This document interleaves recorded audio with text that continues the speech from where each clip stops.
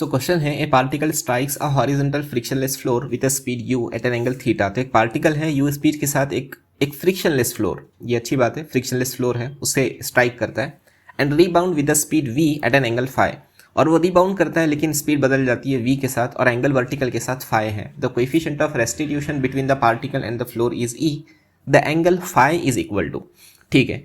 Coefficient of restitution हमको पता करना है और यहाँ पर फ्रिक्शनलेस फ्लोर दिया हुआ है, ठीक है, मतलब कोलिजन इन इलास्टिक है। अगर इन इलास्टिक कोलिजन है तो हमारे पास दो इक्वेशंस अवेलेबल है, एक तो कंजर्वेशन ऑफ लीनियर मोमेंटम, दूसरा कोएफिशिएंट ऑफ रेस्टिट्यूशन वाली। तो हम किस डायरेक्शन में कंजर्वेशन ऑफ लीनियर मोमेंटम लगाएंगे?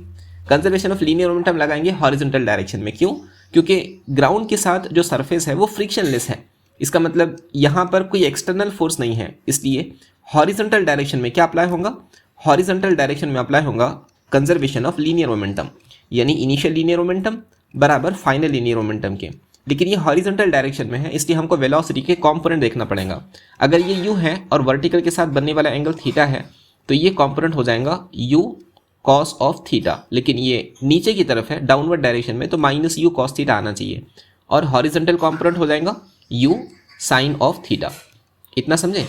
सिमिलरली फाइनल वेलोसिटी v है, उसका वर्टिकल के साथ बनने वाला एंगल फाई के बराबर है, तो इसका वर्टिकल वेलोसिटी का कंपोनेंट अपवर्ड डायरेक्शन में हो जाएगा v cos ऑफ फाई, और हॉरिजॉन्टल डायरेक्शन में हॉरिजॉन्टल वेलोसिटी का कंपोनेंट हो जाएगा v sin ऑफ फाई, ठीक है। अब हम बात कर रहे हैं conservation of linear momentum horizontal direction में। तो इनिशियल लीनियर मोमेंटम पार्टिकल का मास m, उसकी हॉरिजॉन्टल डायरेक्शन में velocity u sin of theta.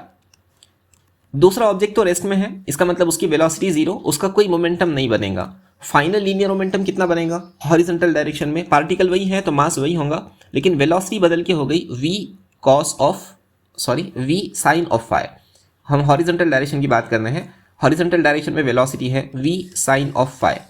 कुछ कैंसिल होगा, ये m और ये m कैंसिल हुआ, इक्वेशन बनी u sin of theta is equal to v sin of phi. Equation काम की है, उठा के रखेंगे। सेकेंड इक्वेशन बनाना है, हम बात करने वाले हैं हॉरिजॉन्टल डायरेक्शन तो हो गया, वर्टिकल डायरेक्शन की। वर्टिकल डायरेक्शन में फोर्सेस इन्वॉल्व है तो यहाँ पे कोएफिशिएंट ऑफ रेस्टिट्यूशन काम में आएगा। फॉर्मूला क्या बनेगा? v2 minus v1 upon u1 minus u2, ठीक है। हम जानते हैं कि फाइनली देखा जाए तो ग्राउंड रेस्ट में है और इनिशियल वेलोसिटी ग्राउंड रेस्ट में है, इसका मतलब v2 0 और u2 0। इक्वेशन बन जाएंगी e is equal to minus v1 यानी final velocity of first object after collision vertical direction में है, वो है v cos फाई, और u1 कितना है? नीचे की तरफ है, इसलिए आना चाहिए माइनस u डाउनवर्ड डायरेक्शन में minus u cos of theta. ये माइनस इस माइनस को खत्म करेगा, इक्वेशन बनी eu cos of theta is equal to cos of phi is equal to v cos phi.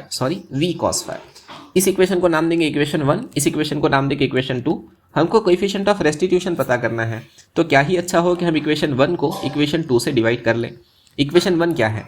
Equation 1 है u sin of theta is equal to v sin of phi. Equation 2 से divide कर रहे हैं हम, तो equation 2 क्या है?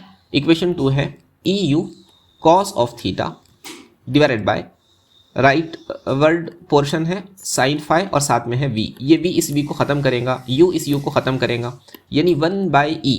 ये साइन थीटा पे कॉस थीटा कितना बन गया? साइन थीटा पे कॉस थीटा बन गया tan theta is equal to sine phi पे कॉस फाई बन गया tan फाई।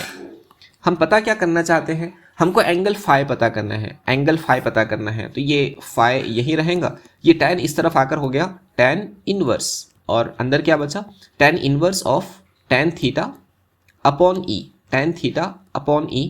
ये हमारा फाइनल आंसर होना चाहिए, यानी एंगल फाई बराबर होना चाहिए tan inverse of tan theta upon e के।